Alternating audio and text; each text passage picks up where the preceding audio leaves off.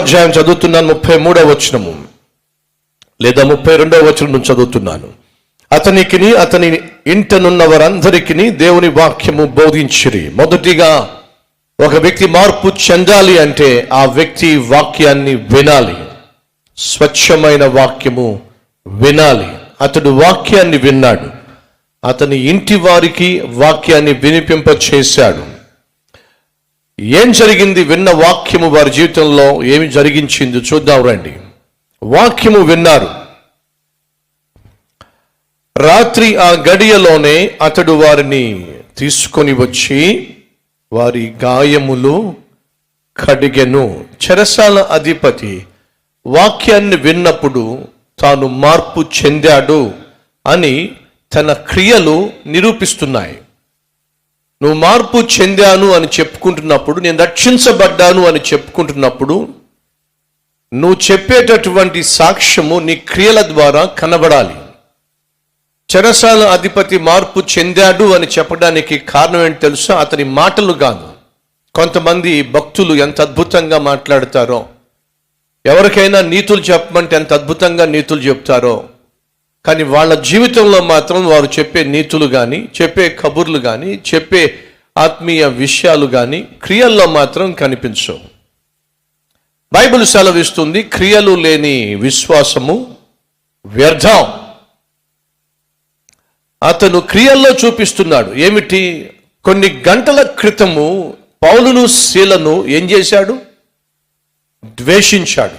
ఏం చేశాడు? బంధించాడు. ఏం చేశాడు? చెరసాల్లో వేశాడు. నిర్దాక్షిణ్యంగా కొట్టి, నిర్దాక్షిణ్యంగా వస్త్రాలు తీసివేసి, నిర్దాక్షిణ్యంగా బెత్తముల చేత బాధేసి, చేతులకు కాళ్లకు సంకెళ్ళు బిగించి చెరసాల లోపలి భాగంలో తోసిపడేశాడు. కొన్ని గంటల క్రితము ఎవరినైతే శత్రువులుగా భావించాడో, దూషించాడో, ద్వేషించాడో, గాయపరిచాడో వారిని ఇప్పుడు ప్రేమిస్తున్నాడు. ఇప్పుడు వారి పట్ల ప్రేమను చూపిస్తున్నాడు, క్రియల్లో చూపిస్తున్నాడు. ఒక వ్యక్తి మార్పు చెందినట్లయితే, మార్పు చెందిన వ్యక్తి జీవితంలో క్రియలు కనిపిస్తాయి.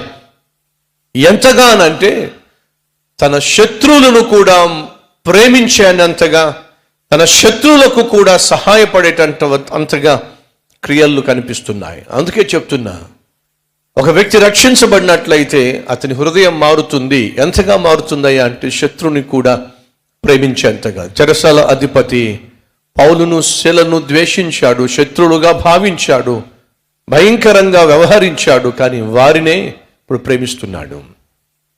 ఆ కుర్రవాడిని బానిసగా ఆ మార్కెట్లో ఒక యజమాని కొనుక్కున్నాడు.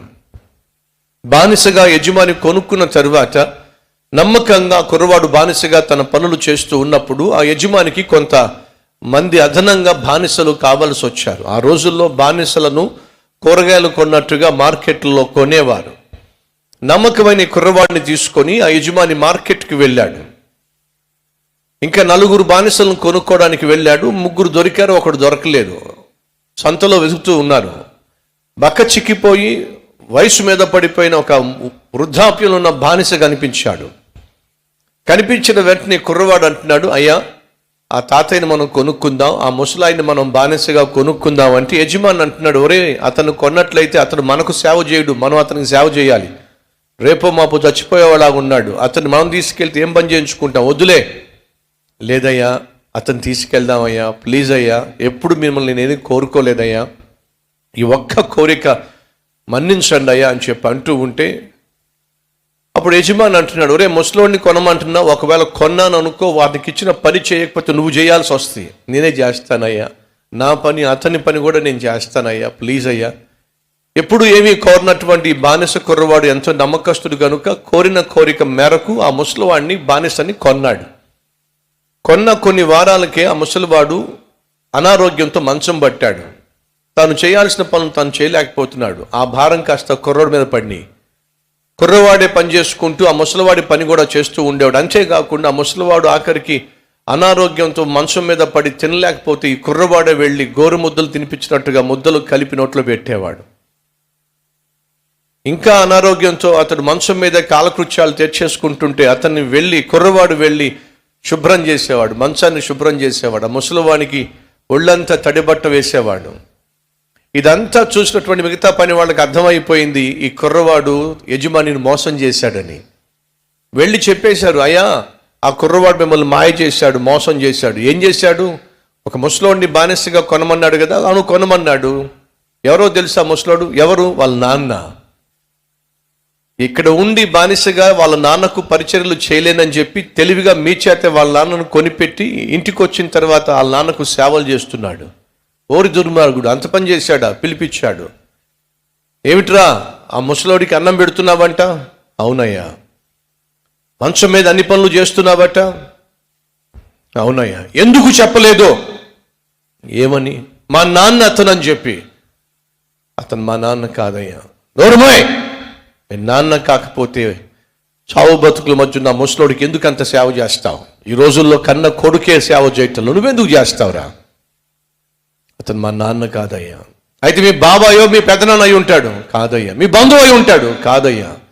మీ ఊరోడై ఉంటాడు? కాదయ్యా. మరి ఎవరో కాకుండా ఏమీ కాకుండా ఎందుకు అంత సేవ చేస్తున్నావు?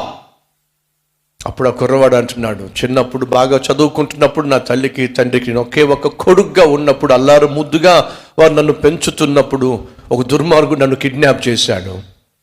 కిడ్నాప్ చేయటమే కాకుండా నన్ను అన్యాయంగా బానిసగా అమ్మేశాడు. అలా బానిసగా అమ్ముడుపోయిన నేను ఒక ఇంట్లో యేసయ్యను గురించి విన్నాను. ఆ యేసుక్రీస్తు ప్రేమను తెలుసుకున్నాను. ఆ యేసుక్రీస్తును నమ్మాను. అలా నమ్మి ఆఖరికి మీ ఇంటికి వచ్చాను. మీ దగ్గర నమ్మకంగా యథార్థంగా పనిచేస్తున్నాను. ఆ విషయం మాకు తెలుసు, నువ్వు చాలా మంచివాడివి, ఆత్మీయుడు. ఆ విషయం మాకు తెలుసు. ఆ ముసలోడికి ఎందుకు సేవ చేస్తున్నావు చెప్పు. చిన్నప్పుడు బాగా చదువుకుంటున్నప్పుడు నా స్కూల్ నుంచి కిడ్నాప్ చేసిన వాడు ఎవడో కాదయ్యా, ఈ ముసలివాడే. నన్ను కిడ్నాప్ చేసి నా తల్లిదండ్రుల ప్రేమకు దూరం చేసి బంగారు భవిష్యత్తును కాల రాసేసిన బహు దుర్మార్గుడు ఈ ముసలివాడు. మరి అంత దుర్మార్గుడికి నువ్వెందుకురా సేవలు చేస్తున్నావు?